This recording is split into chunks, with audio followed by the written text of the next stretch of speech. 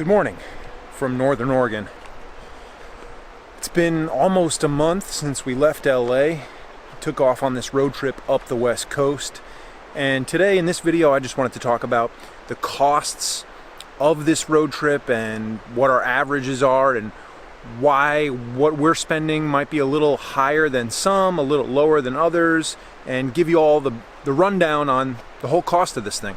So first of all, this location is a giant clue as to why our costs are what they are. We've been camping pretty much 5 or 6 nights a week, and the other 1 or 2 nights a week have been at an Airbnb, and the only reason for that is so that I can edit and have Wi-Fi to upload videos for you. Now, the camping has been a wide range of costs. Like, for example, the campground in the Redwoods was almost $50 for one night. It was like 44, 46, something like that. And then there's also been absolutely free campsites, otherwise known as dispersed camping in the national forests.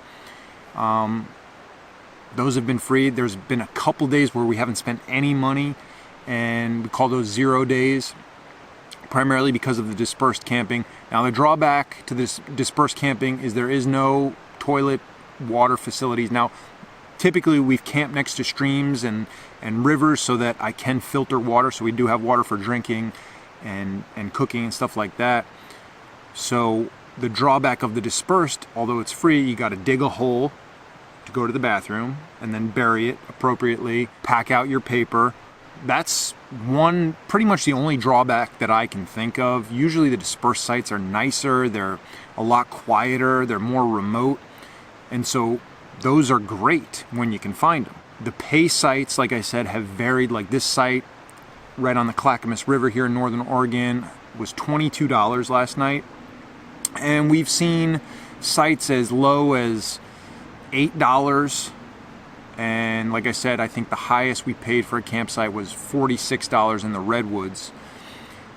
But that's one of the keys to keeping the costs low, is camping. The thing about camping is we already have all the gear. So if you don't have a tent, sleeping bag, camping stove, stuff like that, then that's an added expense that's gonna increase the amount you spend on your road trip. Something else that we already have that defrays the cost is our annual National Parks Pass. That's $80 a year. The benefit of that is it's not just good at national parks, it's also good at national recreational areas, national forest recreation areas, a lot of state park recreation areas. Pretty much most of them will also accept your annual National Park Pass in lieu of the day use fee.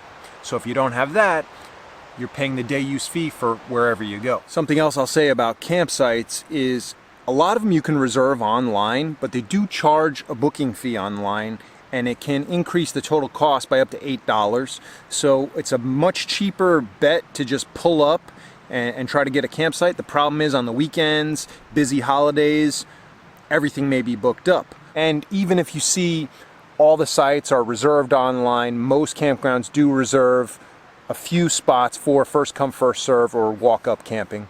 So we've got accommodations covered with camping, and like I said, Airbnb a few nights a week. The Airbnbs we've been looking for and getting have been anywhere between $50 and $60 a night.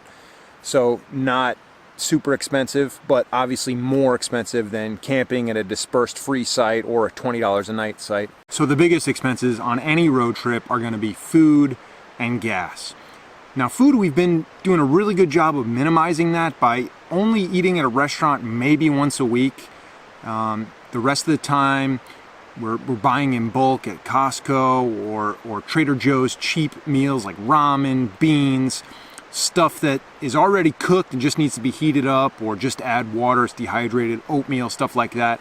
And a conservative estimate is about $15 a day for 2 people. Of course, like I said, that doesn't include the restaurant meal, where we're averaging probably $30 to $40 for a restaurant meal, but on average, about $15 a day for 2 people. Gas, something you can't really control, although outside of the big cities, it has been cheaper. One way we've been minimizing our gas cost is by filling up at Costco. Again, something we already have is a Costco membership, and they offer discounted gas.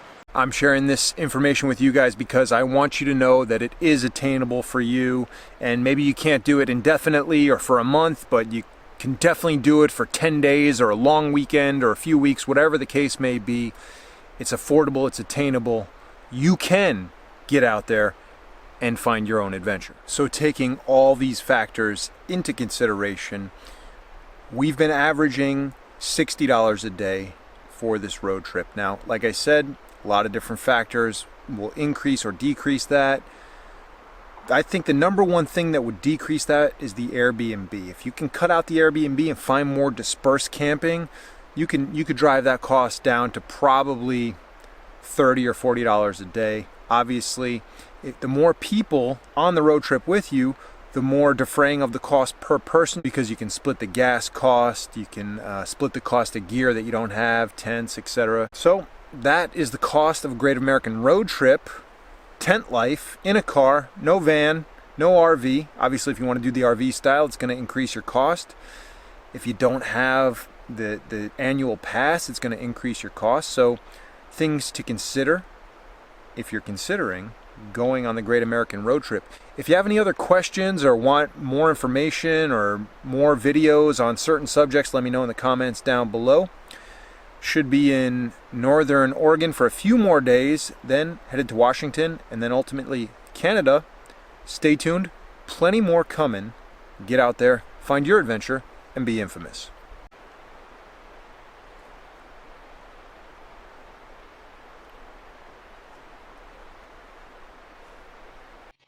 Infamous.